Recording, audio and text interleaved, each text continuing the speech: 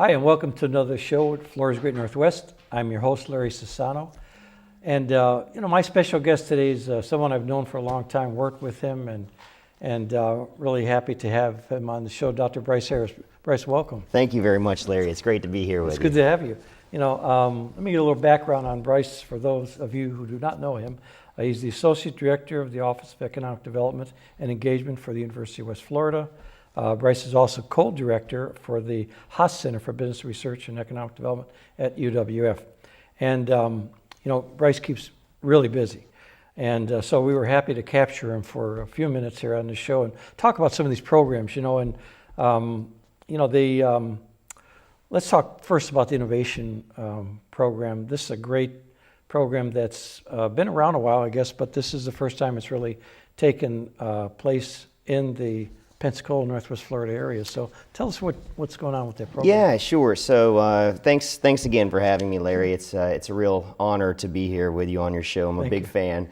And so the Innovation Awards is a new program to Northwest Florida that's really the result of a partnership between an organization that's about 2 years old now called Innovation Coast.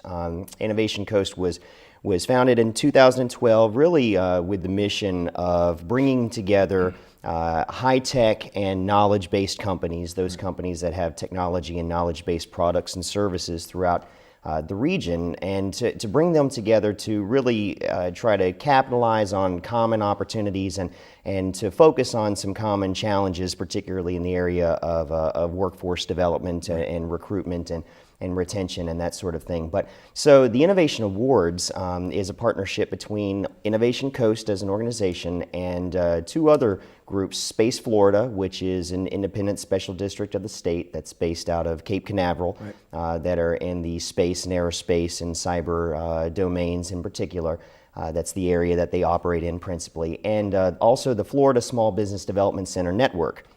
We are very happy to have the Florida SBDC Network on as a partner in this endeavor. And so what the awards bring to Northwest Florida is an exciting opportunity to showcase the entrepreneurs, the resources and assets that we have in the region, and to bring entrepreneurs together with potential investors, be they venture capitalists or angel investors, right, or perhaps strategic partners and that sort of thing. And so collectively, we are proud to offer, as of today, a $215,000 purse for what is a business plan competition. This is, to back up to address the start of your question, Space Florida began this program a couple of years ago down in Melbourne, Florida. Now, at the time, they had a single cash prize that Space Florida offered at $100,000 to the first place winner.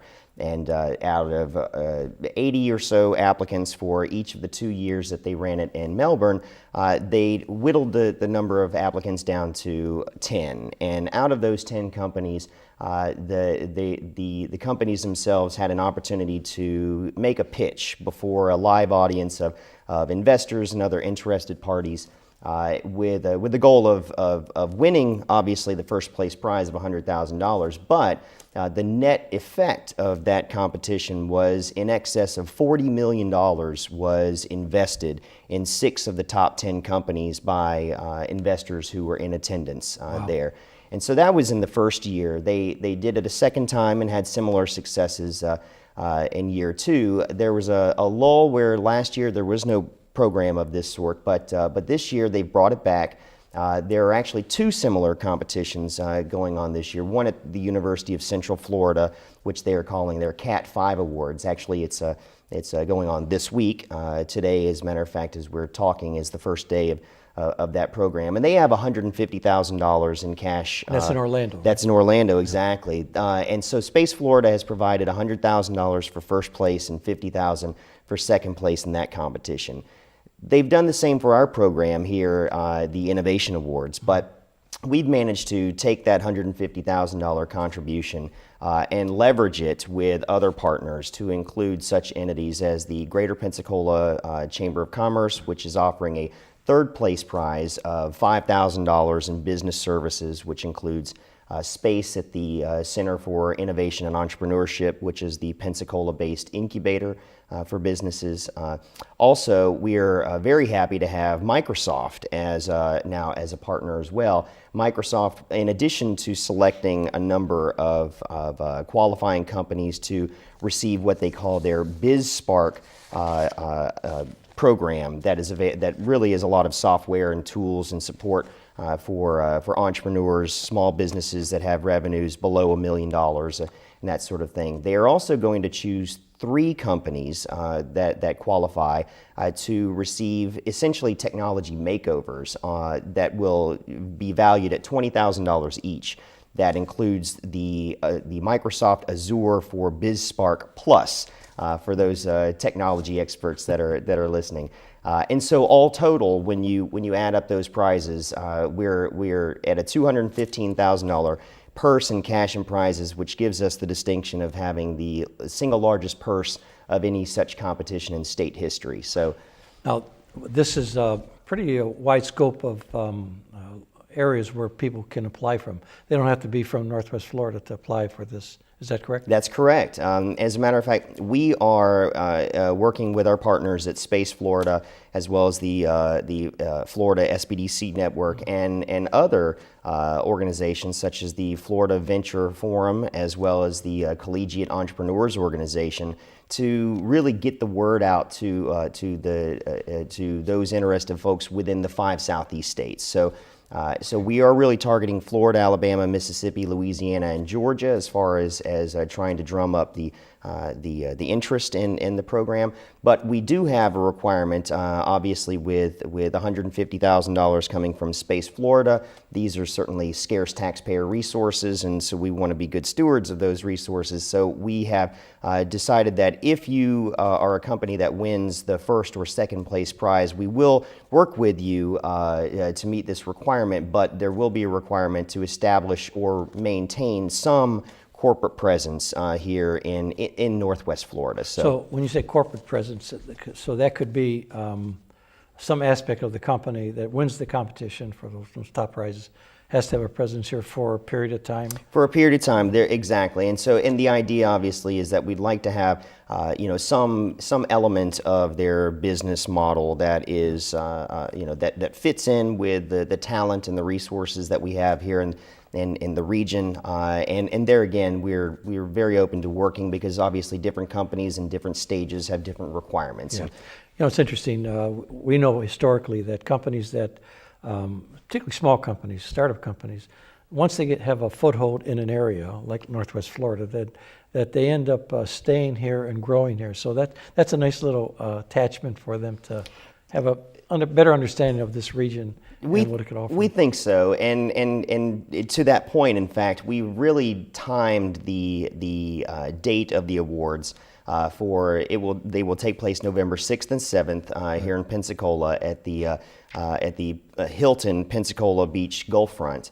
And we think obviously that is just outside of the peak tourism season. Yeah. It is still a beautiful time of year, one of the most beautiful times of year here in the area. And so what we were hoping to do is to drive heads to beds, number one, as well, but then also to showcase the pristine natural and cultural and historic resources that we have here in Pensacola. That same weekend, the Blue Angels will be having their homecoming air show aboard NAS Pensacola. Wow. And also the Greater Gulf Coast Arts Festival will be taking place in historic downtown Pensacola. So we're using the awards, cash and prizes as sort of bait for the guppies, if you will, which would be the companies, and then the companies are really bait for the sharks, which are the investors, and then of course the whole of the region is bait for everybody. Right. It's interesting. In economic development, this, the 3 elements of economic development are recruitment, retention and expansion, and entrepreneurial startup. So those 3, you're capturing one of the 3 most important elements of any economic development program. And I think that the longevity of this program could go on Absolutely. Right? And as a matter of fact, we're putting our best feet forward to make this program as successful as is possible. Obviously, when you launch something for the first time, there are going to be fits and starts, but on balance, we hope that this will be a successful program that will enable us to offer it again next year and hopefully ad infinitum after that. But the idea would be that after this first installment, next year's program, we would like to host it in one of our other neighboring towns and counties, perhaps Panama City, Destin, Fort Walton Beach, and just move it around the region because Innovation Coast as an organization, as well as Space Florida and the Florida SBDC network, has a much broader scope of responsibility than any single community or township. And so we're looking to bring the benefits of this program really to the entire Panhandle. Well, you have, the support of Florida's Great Northwest, and we've talked about it, and we think it's a great program, and we're supporting it this year, and we'll support it perhaps even bigger next year, and wherever you may decide to have it in Northwest Florida. Everyone will benefit, we know that, right? Yes, and that's certainly the goal. And we are a very large community, very tight-knit, especially in the economic development arena. We all have common goals and objectives, and this is just about mustering the best that we have to offer in this region and putting our best feet forward. And if I may, I'm going to, if anyone wants to know more about the program, they can go to info at innovationcoast.com, or they can call 850-607-8056, and that'll talk to someone that That's can right. tell them. And we also have, of course, on our the Innovation Coast website, innovationcoast.com, we have links to the program there as well. Excellent. Well, I hope that's helpful to everyone, and anytime you could stir new business, startup business, those young entrepreneurial companies, when they get the support from venture capital or an angel group, and with the support that these three organizations have behind it, should be a good way to kickstart them and success. So thank you for being part of that. Let's move on to the Northwest Regional Economic Development Initiative Industry Recruitment, Retention, and Expansion Fund Grant Program. It would be really neat to put that on a business card, but the business card has to be this long. But it's a great program, and perhaps, Brice, you can give us some background on that program. It's really related to oil spill. That we like to refer to as the oil spill program. It's about end of its third year. That's correct, right? Yeah. So tell us about the program, how it got its start, and how it was initiated, how it's progressed, and maybe we can talk about some of the success stories with the large and small projects. Yeah, and happy to. So the Industry Recruitment, Retention, and Expansion Fund, or IRREF grant program, was the outgrowth of legislation that was passed in the 2011 legislative session, signed into law by Governor Scott. Really, though, the legislation itself was spearheaded by Senate President Don Gates, and certainly with very strong support by the rest of our regional delegation. Senate Bill 2156 contained what is referred to as the Oil Spill Recovery Act. And that act it did a number of things, but for the purpose of this point in the conversation, it appropriated from the general revenue funds $10 million a year for each of 3 years to the Department of Economic Opportunity, who entered into a contract with the University of West Florida's Office of Economic Development and Engagement, or OEDE. And so OEDE has been charged with administering this $30 million fund over the last 3 years. This fund, as the Oil Spill Recovery Act designation may well suggest, is intended to assist the 8 coastal counties of Northwest Florida that were most impacted by the 2010 Deepwater Horizon oil spill. And that goes from Escambia County to Wakulla, actually. That's right. And so, those 8 counties that were most impacted by the spill, both economically and environmentally, the wisdom of the legislature and the governor was that this region needed a little bit of a leg up in trying to redouble its economic development efforts, particularly with a view toward diversification of the Northwest Florida economy. Larry, as good as anyone and better than most, that our regional economy really has two primary legs of a stool, which is military and tourism. And so there's a lot of individual and collective efforts, obviously, going on to try to bring a third leg to that stool, one that we could rightly call a third pillar, and that's what this fund was intended to support. Specifically, the law allowed for these funds to be used for research and development, commercialization of research, economic diversification, and job creation throughout the 8 coastal counties. And so what the program that we then designed as a result of that legislation is the IRREF program, which essentially operates as a closing fund, and the only program in state government that is analogous to it would be the Governor's Quick Action Closing Fund, which is really a fund that provides incremental funding at the margin of a deal in order to of an economic development deal in order to get that deal across the finish line. Yeah, we call it kind of over the fence type assistance. That's exactly a very good way of putting it. And so what we have done is to design the program and run it to where it provides for a supplemental economic development incentive rather than a substitutional incentive. And so we wanted to ensure that these companies that were considering either, as the program name would suggest, either locating, expanding, or remaining in one of the 8 counties, that they ensured, we wanted to ensure that they got all of what a company could qualify for from the state incentive programs first. And if that met the requirements, then great. Then there wasn't a role for the University of West Florida. If, however, on the other hand, there was a need for some additional incentives beyond what the state programs could allow for, then that's where we stepped in. You know something, you've done an outstanding job, honestly. Thank you. This, and Dr. Harper as well. But you've really been with this program a long time, and I think that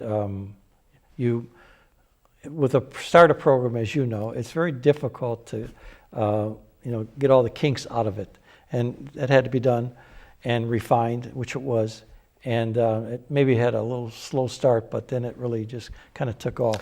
It really did, and as a matter of fact, as you noted, we are now in the 3rd and final year of the program.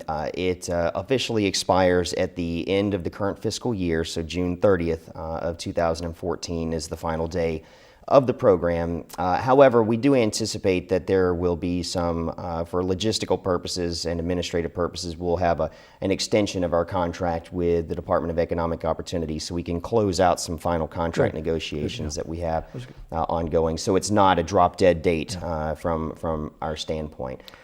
Can you give some examples of some of the projects in the area that have successfully been awarded some of these grant dollars? Absolutely, and so to point out first as a caveat, we did design this program there again to be somewhat similar, but then somewhat unique as well to the Governor's Quick Action Closing Fund. And so some of the unique characteristics that we instituted is that in order to begin accessing state economic development incentives, a company must represent that they will pay a minimum of an average of 115% of the prevailing average wage of the county in which the project is locating. Because of our economic circumstances in Northwest Florida, we set our program, our salary average at 85% of the prevailing average wage. At the same time, we did also want to encourage net new revenue and net new jobs to the state. And so what we instituted was a requirement that 51% minimum of project revenues must be generated from outside of the state of Florida. So that was our effort to really grow the economic pie rather than continuing to slice it up into smaller and smaller pieces. And so with that in mind, we've been fortunate to participate. Thus far, we have had 9 projects across the region that have been announced. The single largest project would certainly have to be Navy Federal Credit Union.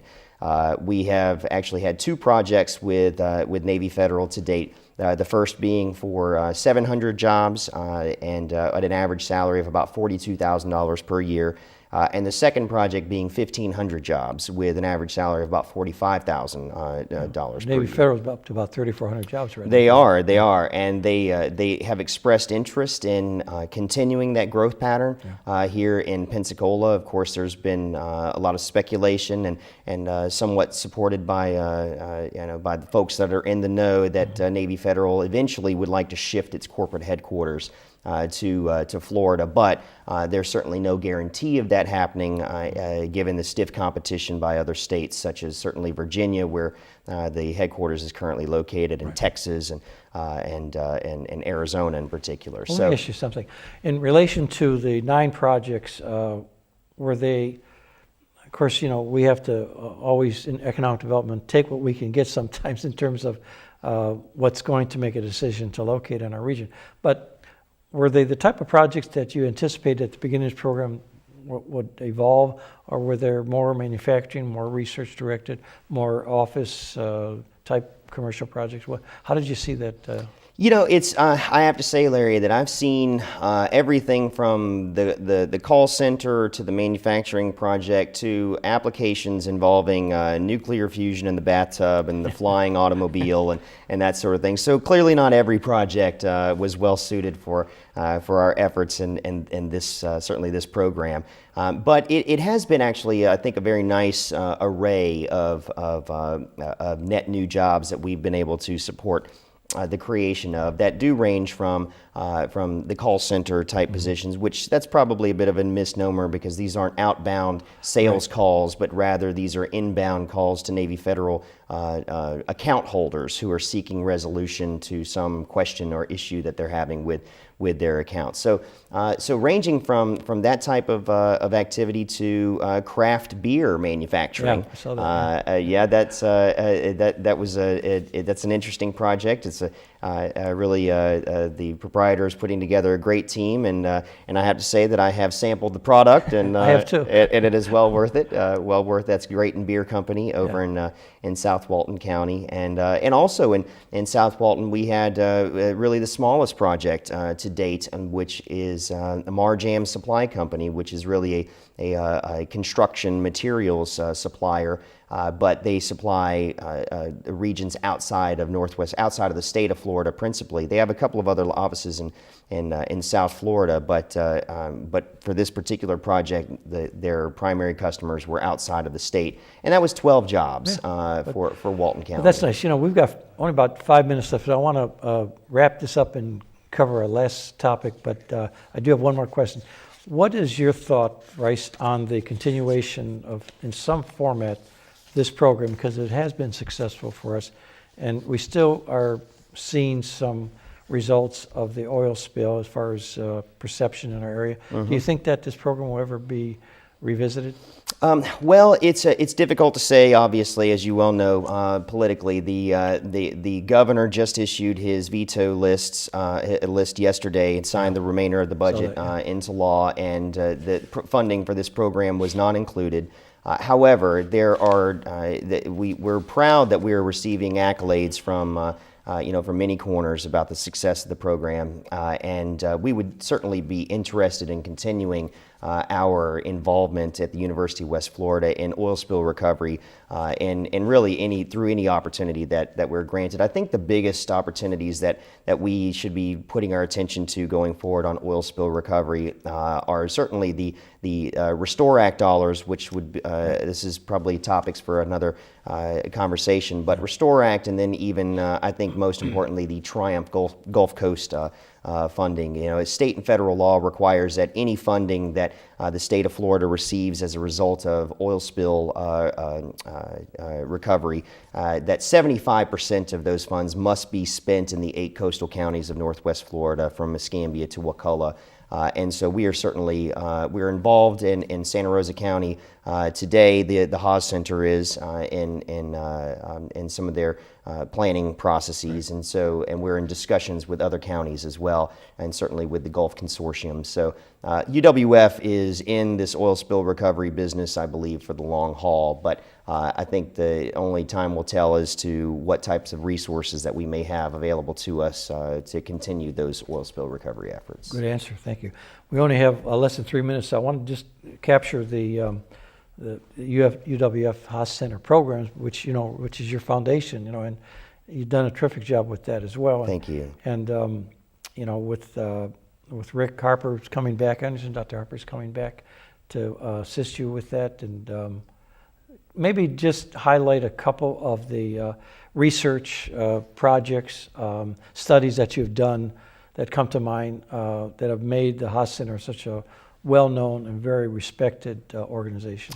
Absolutely, and of course we are very ecstatic that Dr. Rick Harper is ending his tenure, 2-year period as a senior policy advisor to Senate President Don Gates for economic affairs, and in fact I'll be assisting in his efforts upon his return. But we're very happy of also the things that we've been doing at the Haas Center. Two projects that I've been proud to highlight, just by coincidence that they're both in Escambia County, but one is the Town of Century. The Town of Century was the recipient of a $23,000 technical assistance grant from the Department of Economic Opportunity to be used for the purpose of strategic planning for economic development for the next 5 years. And so the Haas Center staff has been making many trips up to from Pensacola to Century over the last 6 months and holding town hall style meetings. We held 3 or 4 town hall style meetings, as well as meetings with a steering committee,